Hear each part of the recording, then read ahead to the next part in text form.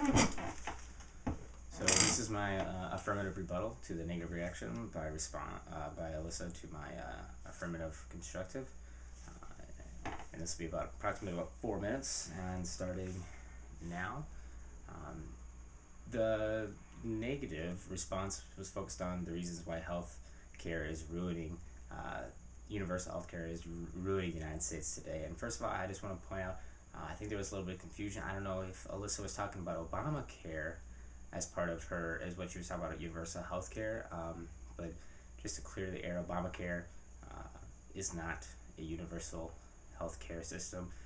It's just a movement towards it. I'm not going to get into if it's a good movement or not. That's not part of this debate. It doesn't fit within the parameters of the debate. So we'll just go ahead and assume that Alyssa was talking about universal health care would ruin the United States if we had it here in the near future. And she goes into her first contention, being about how in order to obtain money for universal health care, all the taxes would rise for citizens in the United States, and how healthcare will raise the insurance cost for everyone. And this is true. Healthcare, if you have universal healthcare, it's going to come through with taxes. But it's the second point that you make about how healthcare will raise insurance costs for everyone, and that's true. It will raise the insurance costs will be there for everybody. But right now, insurance costs is already through the roof. People are already paying way too much money out of their own pocket and out of their own paychecks through insurance with their companies. It's not going to be, so I don't see what the difference is here between universal healthcare and what the system we have now. There is no difference. It wouldn't be a negative side to universal healthcare because there's already a negative side to it right now. But it's the second point that you make in your contention one about how companies are spending billions on healthcare. I want to focus on. You're talking about pretty much talking about something that I've talked about in my affirmative constructive. That's the issue with what we have now. That's not an issue with universal healthcare. Universal healthcare would take the burden off the companies and allow them to grow, and allow our economy hopefully then to grow too. So you're pretty much just making my point for me right there as to why we need to move away from what we have right now. Your second point, your second contention, you claim how younger people are charged more under a universal healthcare system than older people are, and how this is an unfair system because it's believed that younger people are healthier when in fact they can have just the same amount of diseases. So older people, I don't want to get too much in this second contention. I just want to point out how I don't know how this is relevant.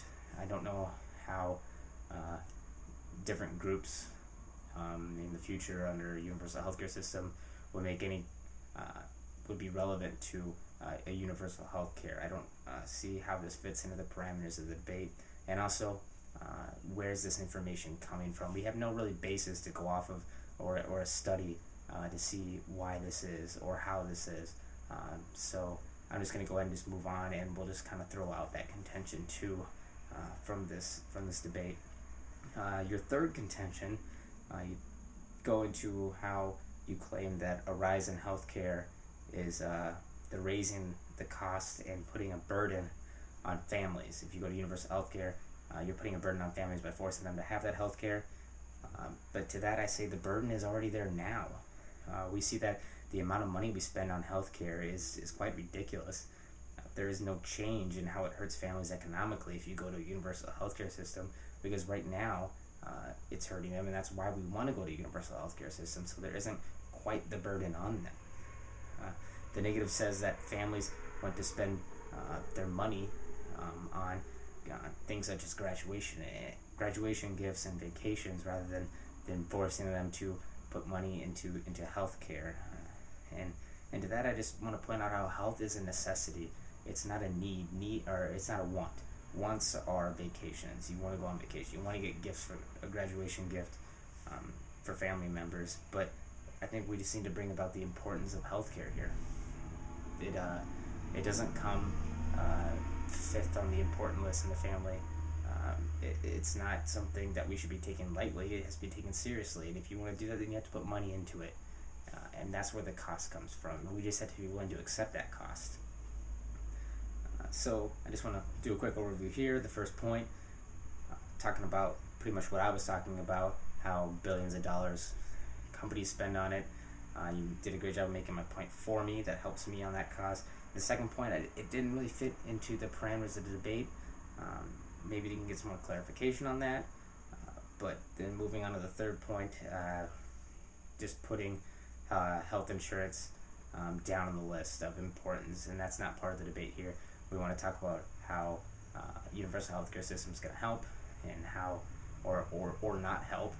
And it should be seen then, if you don't think that universal healthcare would help, then you have to see healthcare as important, and that point was not made in the third point.